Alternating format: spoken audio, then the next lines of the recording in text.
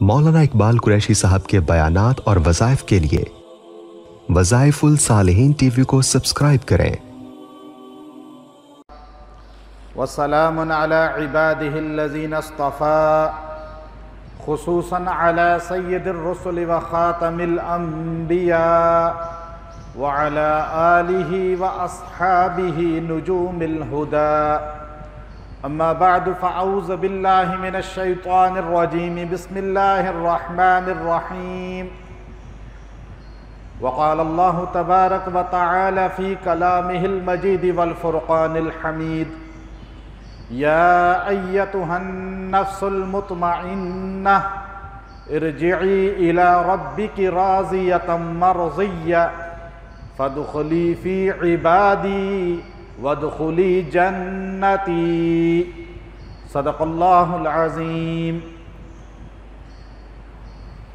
عالم اسلام کے خلیفہ راشد حضرت عمر بن عبدالعزیز رحمۃ اللہ علیہ کی سوانح کردار سیرت اور ان کی خلافت راشدہ آپ کے سامنے ذکر کرنا مقصود ہے۔ عالم اسلام کے لیے ایک بہت بڑا افسوسناک سانحہ رونما ہوا جب ملک شام کے اندر سیاہ قلب، سیاہ ذہن، بدطینت منافقین نے عالم اسلام کے اس خلیفہ راشد کی قبر کی بے حرمتی کی۔ پوری دنیا کے مسلمان اس بات پر افسردہ ہوئے، احتجاج کیا۔ وہ خلیفہ راشد جن کے متعلق حضور علیہ السلام کا وہ قول کہ آپ نے فرمایا میری امت کے اندر جب انسانیت گمراہی کی طرف چلی جائے گی تو پہلے انسانیت کو ہدایت پہ لانے کے لیے انبیاء علیہ السلام آیا کرتے تھے۔ یہ بند کریں اس کو، آواز بند۔ انبیاء آیا کرتے تھے، پہلے کچھ عرصے بعد نبی آ جاتا، پھر نبی آ جاتا، لیکن اب جب امت کے اندر زوال آئے گا، گمراہی آئے گی، تو اللہ تبارک و تعالی امت کی اصلاح کے لیے ہر 100 سال کے بعد ایک مجدد کو بھیجیں گے جو انسانیت کو راہ راست پہ لائے گا، انسانیت کو ایک نیا ویژن دے گا، قرآن و سنت نئے سرے سے تر و تازہ کرے گا اور انسانیت کو بتائے گا قرآن، حدیث، فقہ، تعلیمات نبوت پہ آج بھی چلا جا سکتا ہے۔ 100 سال پورے ہوئے 61 ہجری کو عمر بن عبدالعزیز رحمۃ اللہ علیہ پیدا ہوئے۔ 100 سال نبی صلی اللہ علیہ وسلم کی دنیا سے جانے کے تقریباً 100 سال بعد آپ خلافت پر مسند نشین ہوئے، اور امام شافعی رحمۃ اللہ علیہ نے فرمایا کہ اس امت کے پہلے مجدد عمر بن عبدالعزیز رحمۃ اللہ علیہ ہیں۔ چونکہ انسانوں نے ابو بکر صدیق رضی اللہ عنہ کا خلافت کا زمانہ دیکھا تھا، عمر رضی اللہ عنہ کی خلافت کا زمانہ دیکھا تھا، عثمان و علی رضی اللہ عنہ کی خلافت کا زمانہ دیکھا تھا، پھر حضرت حسن کے 6 مہینے دیکھ لیے تھے، پھر بادشاہت، ملوکیت امیر معاویہ رضی اللہ تعالیٰ عنہ کی دیکھ لی تھی۔ اس کے بعد مروان آیا، عبد الملک آیا، اس کے بعد پھر سلیمان آیا، تو ظلم بڑھ گئے، یہاں تک کہ بنو عباس پہ ظلموں کی انتہا ہو گئی۔ بنو امیہ نے بنو عباس پہ ظلم کیے، بنو عباس نے آ کے بنو امیہ پہ ظلم کیے۔ اب یہ قتل و غارت کی فضا بن چکی تھی، مخالف کو سمجھانے کے بجائے قتل کر دیا جاتا تھا، سر اٹھانے والے کا سر کاٹ دیا جاتا تھا، حق بولنے والے کو ذبح کر دیا جاتا تھا۔ جب یہ عام ہو گیا، اللہ نے 100 سال کے بعد عمر بن عبدالعزیز رحمۃ اللہ علیہ کو 2.5 سال کی حکومت دی، 2.5 سال میں وہ عدل قائم کیا، وہ انصاف کر کے دکھایا، وہ امن کر کے دکھایا، اور وہ اسلامی نظام پیش کیا کہ آج 1400 سال کے بعد بھی دنیا ان کو خلیفہ راشد کی صف میں کھڑا کرتی ہے۔ مفتی اعظم پاکستان مفتی شفیع رحمت اللہ علیہ نے معارف القرآن کے اندر خلفۂ راشدین کے 6 تعداد میں 6 نمبر عمر بن عبدالعزیز رحمت اللہ علیہ کا لکھا ہے۔ آپ پیدا کیسے ہوئے؟ مدینے کی گلیاں تھیں، فاروق اعظم جن کے بارے میں نبی علیہ السلام نے فرمایا عمر جس رستے پہ چلتا ہے شیطان بھاگ جاتا ہے، مدینے سے شیطان بھاگ گیا۔ عمر گلیوں میں رات کو گشت کرتے تھے، رات کو آپ گلیوں میں جا رہے تھے، آپ کو ایک گھر سے آوازیں آئیں، آپ قریب دیوار کے کھڑے ہو گئے۔ ایک بوڑھی عورت اپنی بیٹی سے کہہ رہی تھی بیٹا دودھ میں پانی ملا دے تاکہ زیادہ بک جائے، پیسہ زیادہ آ جائے، ملاوٹ کر دے۔ بچی 14-15 سال کی آگے سے کہنے لگی اماں تجھے پتہ نہیں امیر المومنین عمر بن خطاب رضی اللہ تعالیٰ عنہ نے آرڈر جاری کیا ہے کوئی ملاوٹ نہ کرے کسی چیز کے اندر۔ بڑھیا نے کہا بیٹا عمر کدھر ہے یہاں پر؟ وہ تو اپنے گھر میں سویا ہوگا۔ بادشاہ وہ عمر امیر المومنین تھے جو سویا نہیں کرتے تھے رعایا کے امیر بن کے۔ راتوں کو عوام سوتی تھی، عمر یا مصلے پہ ہوتے تھے یا گلیوں میں گشت کرتے تھے، چوکیداری کرتے تھے۔ تو بیٹی نے کہا اماں جان عمر تو نہیں دیکھ رہا لیکن عمر کا خدا تو دیکھ رہا ہے۔ عمر رضی اللہ تعالیٰ عنہ کے آنکھوں سے آنسو جاری ہو گئے۔ آپ نے دروازے پہ نشان لگایا۔ صبح آپ اپنے ساتھ 2 بندے لے کر گئے، جا کر اس بڑھیا سے کہا کہ رات میں نے تیرے گھر میں یہ آواز سنی تھی، وہ ڈر گئی۔ آپ نے کہا نہیں، آج 22 لاکھ مربع میل کا بادشاہ، 22 لاکھ مربع میل پہ حکومت کرنے والا عمر تیرے گھر اس لیے آیا ہے کہ اس بچی کا نکاح اپنے بیٹے سے کرنا چاہتا ہے۔ آپ نے اپنے بیٹے عاصم سے اس بچی کا نکاح کیا، اللہ نے ان کو بیٹی عطا کی۔ عاصم بن عمر بن خطاب کے گھر میں لیلہ بیٹی پیدا ہوئی۔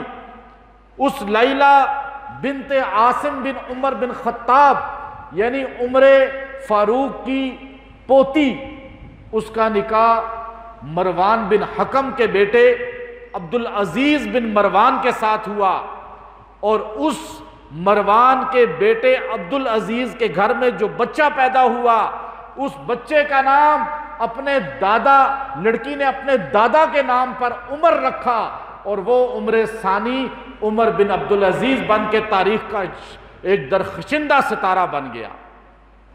آپ کی رگوں میں حضرت عمر کا بھی جلال تھا، آپ کے دودھ میں تاثیر فاروقی تھی، تقوی فاروقی تھا۔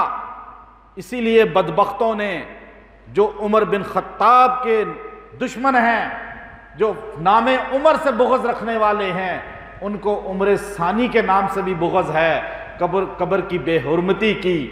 عمر بن عبدالعزیز رحمت اللہ علیہ شہزادے تھے، آپ روز نیا جوڑا پہنتے تھے، وہ جوڑا غریبوں میں تقسیم کر دیتے تھے، عطر دور دور سے یہ آپ کے لیے لائے جاتے تھے، شاہانہ سواریاں، مزین لباس، فربا جسم، کھانوں کے بہترین کک آپ نے رکھے ہوئے تھے۔ جب آپ مدینہ منورہ کے گورنر بنائے گئے، آپ کا والد عبدالعزیز بن مروان 25 سال مصر کے بادشاہ رہے۔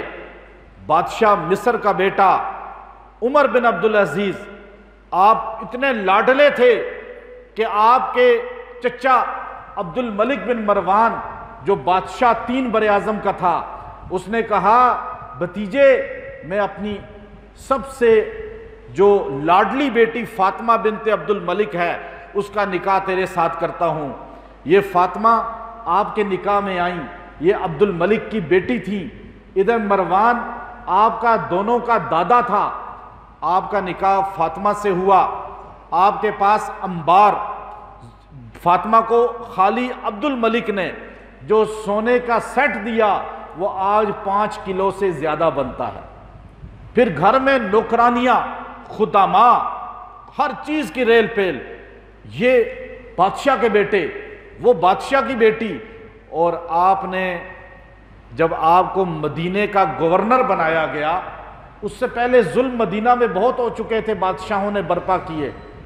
آپ کو کہا گیا آپ مدینے کے بادشاہ گورنر بن جائیں، آپ نے کہا ایک شرط پہ عدل کروں گا، ظلم نہیں ہونے دوں گا، خیانت نہیں ہونے دوں گا، اللہ کے رسول کے شہر میں کوئی غلطی نہیں ہونے دوں گا، اور اگر تم کہو گے کہ نہیں ایسا تو میں پھر نہیں لیتا گورنری۔ عبد الملک نے کہا ٹھیک ہے، 1 روپیہ وہاں سے ہمیں فنڈنگ نہ ہو بیت المال کو، لیکن تم مدینے کے گورنر بنو۔ آپ نے انس ابن مالک رضی اللہ تعالیٰ عنہ کی شاگردی اختیار کی ہوئی تھی، آپ صحابہ کے شاگرد تھے، آپ سعید ابن جبیر کے شاگرد تھے رحمت اللہ علیہ کے، آپ نے بڑے بڑے صحابہ سے شاگردی اختیار کر کے علم سیکھا تھا، بڑے بڑے تابعین کے آپ شاگرد رہے، فقہائے مدینہ میں آپ کا بھی شمار ہوتا ہے۔ آپ کو بادشاہ بننے سے پہلے مدینے کے فقہاء میں شمار کیا جاتا تھا، آپ نے گورنر بنے، علماء کو جمع کیا مدینہ کے اندر، آپ نے سارے علماء کو جمع کیا، آپ نے سارے صحابہ جو حیات تھے ان کو جمع کیا، تابعین کو جمع کیا، فرمایا لوگو آپ سارے بڑے ہیں مجھ سے، اگر مجھ میں کوئی غلطی دیکھیں، ظلم دیکھیں، مدینے کی حدود میں کوئی ظلم دیکھیں، فوراً مجھے آ کر اطلاع دیں، مجھے تنبیہ کریں تاکہ میری آخرت خراب نہ ہو۔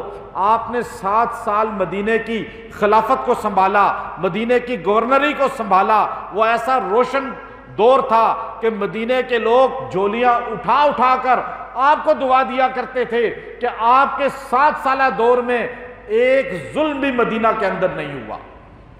اور جب آپ دمشق سے مدینہ شفٹ ہوئے، ابن کثیر نے لکھا 32 اونٹوں پہ آپ کا سامان خالی گیا، 32 ٹرکوں پہ آپ سمجھ لیں، کپڑوں کے لیے آپ کے الگ اونٹ تھے جو کپڑے آپ کے اٹھا کے لے کے گئے، آپ کا سامان مدینہ۔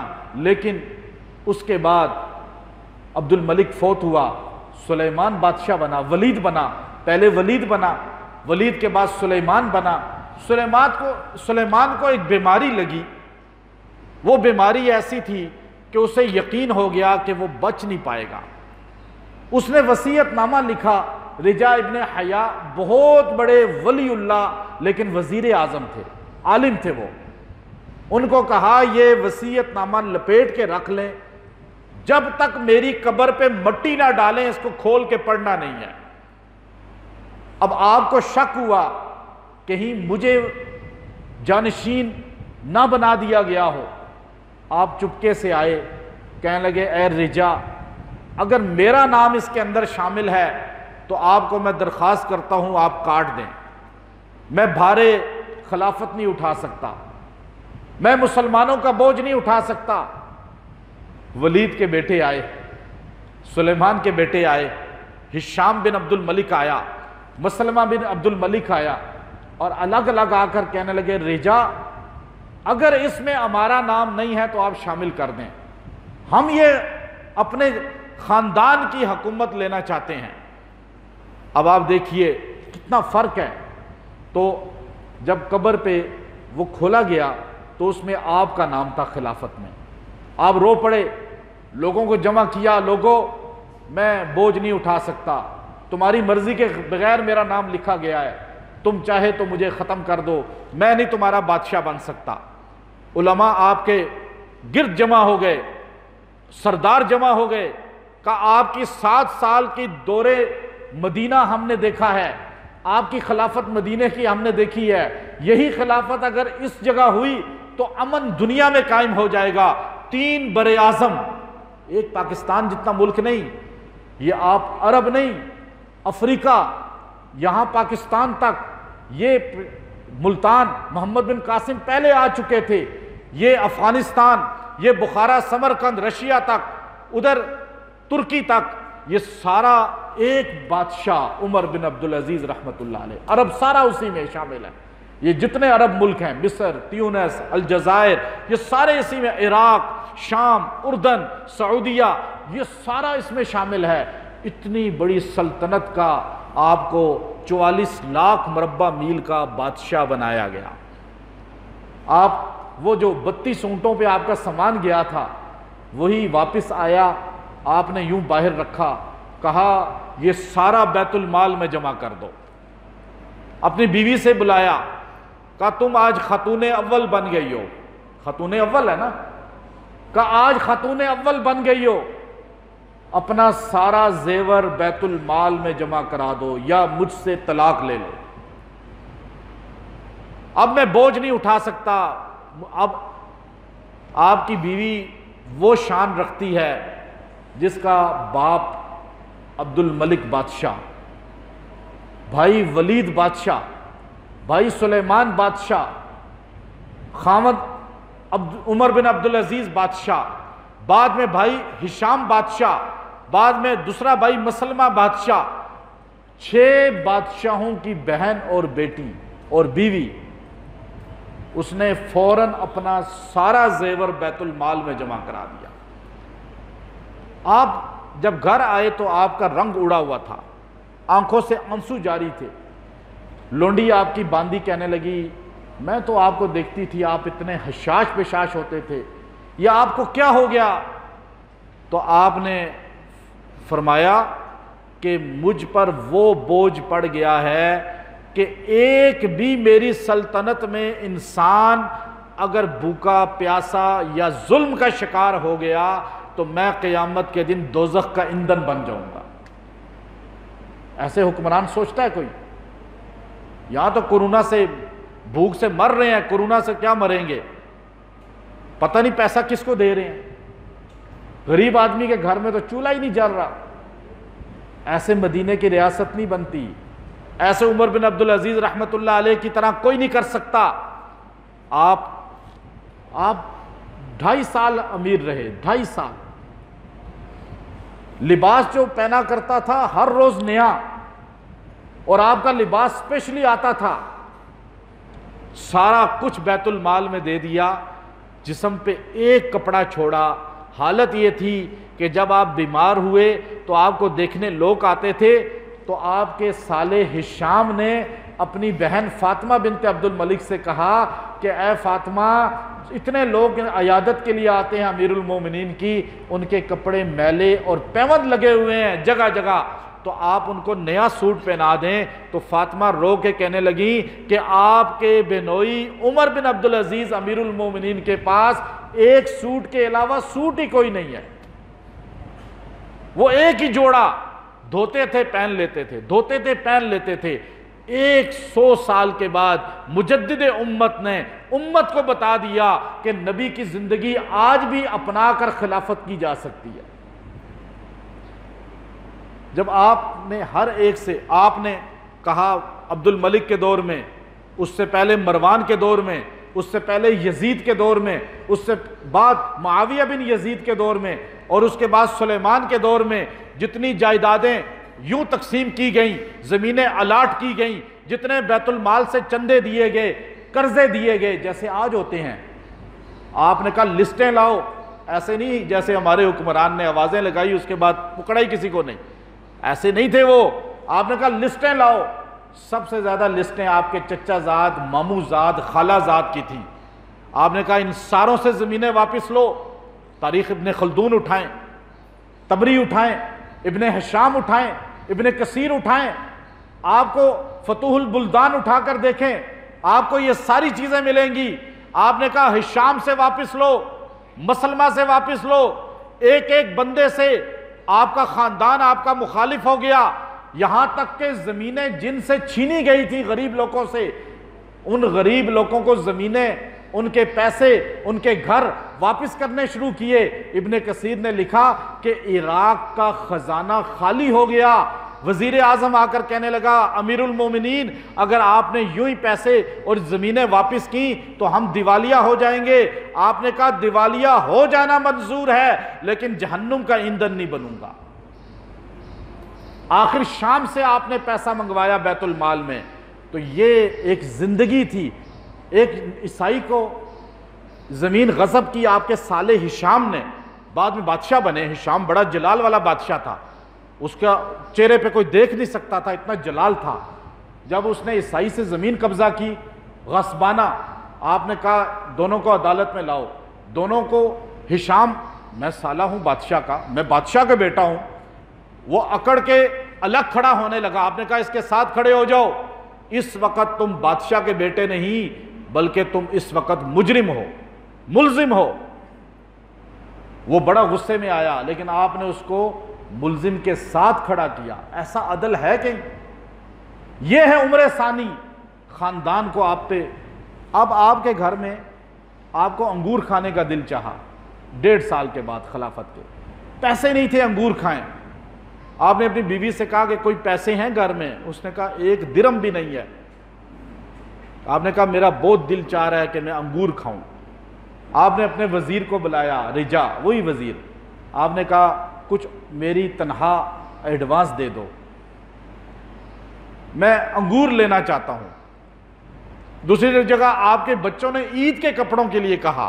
دونوں جگہ یہ روایتیں, دونوں یہ واقعات ہیں. عید کے کپڑوں کے لیے بچوں نے آپ سے کہا کہ عید کے نئے کپڑے. آپ نے کہا چلو ادھار لیتا ہوں.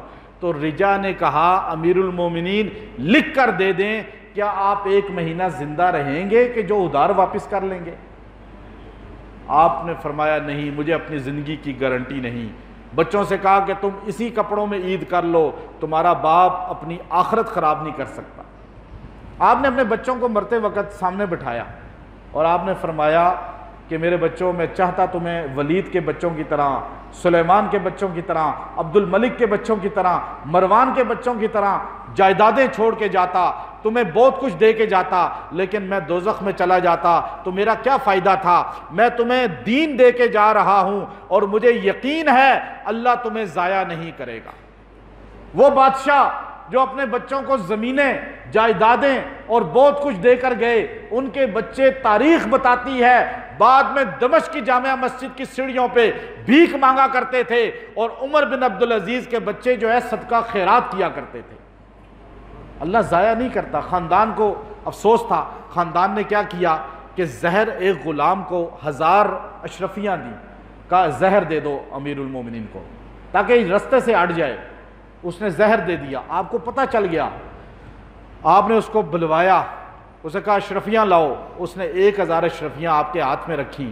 آپ نے اپنے وزیر سے کہا یہ 1000 اشرفیاں مسلمانوں کے بیت المال میں جمع کرو, اور اسے کہا جاؤ میں تمہیں آزاد کرتا ہوں, آج کے بعد یہاں نظر نہ آؤ. یہ امیر المومنین, یہ خلیفہ راشد جن کی تاریخ ہے. اور جب آپ کا انتقال ہوا تو سب نے کہا کہ نبی صلی اللہ علیہ وسلم کے روضہ میں جگہ ہے, آپ کو وہاں دفن کیا جائے گا, ایک قبر کی جگہ خالی ہے. تو آپ نے افسردگی سے فرمایا کہ میں تو نبی کے روضے کی مٹی کو اپنے آپ کو وہاں بٹھانے کے قابل نہیں سمجھتا. میں کہاں نبی کا روضہ کہاں, میں کہاں نبی کے روضے کی مٹی کہاں. وہ ابو بکر عمر تھے جو نبی کے روضے کے لائق تھے. مجھے مسلمانوں کے قبرستان میں دفن کیا جائے. پھر آپ نے ایک نصرانی سے پیسے دے کے زمین خریدی. اس نے کہا جی میں فری دیتا ہوں, آپ امیر المومنین ہیں. آپ نے کہا نہیں, پیسے دیے, اس زمین پہ آپ کی قبر بنی. آپ جب انتقال ہونے لگا تو سانس اکھڑنے لگا, زہر کا اثر تھا. تو آپ نے رجا بن حیا کو بلایا, کہا میں نے بادشاہوں کی موت ہوتے دیکھی ہے, میں نے عبد الملک کو مرتے دیکھا ہے, مروان کو مرتے دیکھا ہے, ولید کو دیکھا ہے, سلیمان کو دیکھا ہے. ان کے چہرے سیاہ ہو گئے تھے, ان کے رنگ بدل گئے تھے, ظلم کیے تھے انہوں نے. میں نے تو ظلم نہیں کیا, لیکن اللہ سے دعا کرتا ہوں اللہ تعالیٰ مجھے اس عذاب سے بچائے. آپ دیکھنا میرے چہرے کو. کہتے ہیں جب آپ کا انتقال ہوا تو آپ کے انتقال کے وقت ایک پرندہ آیا، اس کے منہ سے یوں آپ کے سینے پہ گرا، جب وہ اٹھا کے پڑا گیا تو اس پہ لکھا ہوا تھا براءۃ من اللہ عمر بن عبد العزیز من النار، عمر بن عبد العزیز کو اللہ نے دوزخ سے آزاد کر دیا۔ رجا کہتے ہیں میں نے جب قبر میں اتارا تو چہرہ ایسے چمک رہا تھا جیسے 14ویں کا چاند ہوتا ہے۔ یہ عمر ثانی ہیں، یہ عمر بن عبد العزیز ہیں جن کو خلیفہ راشد کہا جاتا ہے۔ اللہ رب العزت ہمارے حکمرانوں کو ان عمر ثانی کی تعلیمات زندگی اپنانے کی توفیق عطا فرمائے۔ آج ملک کے اندر غربت، اگر کوئی بھوکا مرتا ہے، کوئی ظلم ہوتا ہے کسی عدالت میں، کسی تھانے میں، کسی کچہری میں، کسی یونین کونسل میں، کسی ضلع میں، اس ظلم کی پوچھ قیامت کے دن ہمارے بادشاہ سے بھی ہوگی، ہمارے وزیروں سے بھی ہوگی، ہمارے ایم این اے سے ہوگی۔ یاد رکھیں ایم این اے بننا بہت آسان ہے، ایم پی اے بننا بہت آسان ہے، وزیر بننا بہت آسان ہے، S H O, D S P, D C بننا بہت آسان ہے، لیکن یاد رکھیں اگر آپ کے علاقے میں کوئی ظلم ہوا، کسی پر تشدد ہوا، کسی کے ساتھ خیانت ہوئی، کوئی بھی غلط کام ہوا، قیامت کے دن آپ سے پوچھا جائے گا۔ ورنہ تو ہر بندہ ایم این اے بن سکتا ہے، وہ تو کہتا ہے جی ایم این اے بن گئے، پوچھا جائے گا، ایم پی اے صاحب پوچھا جائے گا، ناظم صاحب پوچھا جائے گا، ڈی ایس پی صاحب پوچھا جائے گا، ڈی سی صاحب پوچھا جائے گا، کمشنر صاحب پوچھا جائے گا۔ یہ ساروں کو عمر بن عبدالعزیز کی زندگی سیکھنی چاہیے کہ ایسے نہیں کہ میں آپ کی مسجد کے ممبر پہ بیٹھا ہوں، میں غلط تعلیم آپ کو دے رہا ہوں تو مجھ سے قیامت کے دن پوچھا جائے گا، باپ سے اولاد کا پوچھا جائے گا، ہر بندے سے پوچھا جائے گا۔ اللہ ہمیں صحابہ کی زندگی عطا فرمائیں۔ وآخر دعوانا ان الحمدللہ۔ مولانا اقبال قریشی صاحب کے بیانات اور وظائف کے لیے وظائف الصالحین ٹی وی کو سبسکرائب کریں۔